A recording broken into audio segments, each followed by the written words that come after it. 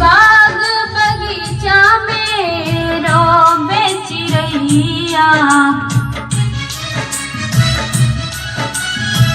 अंगना में माई रोवे दुगरा पे गैया।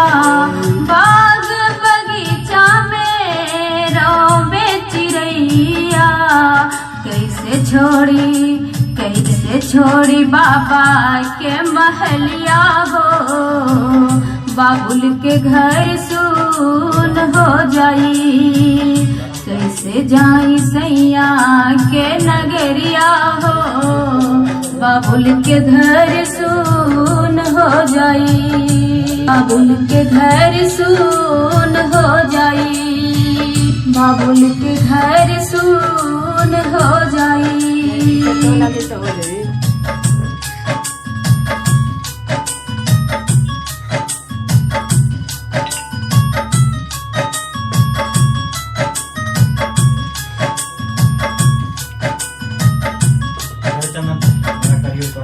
गाना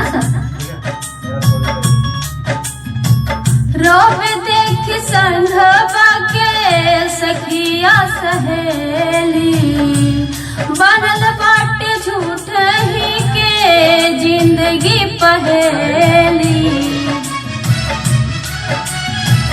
रोवे देख संघवा के सखिया सहेली, बनल बाटे झूठ ही के जिंदगी पहेली। रोके गावे साथी गुजरिया हो, बाबुल के घर सुन हो जाई। कैसे जाई सैया के नगरिया हो, बाबुल के घर सुन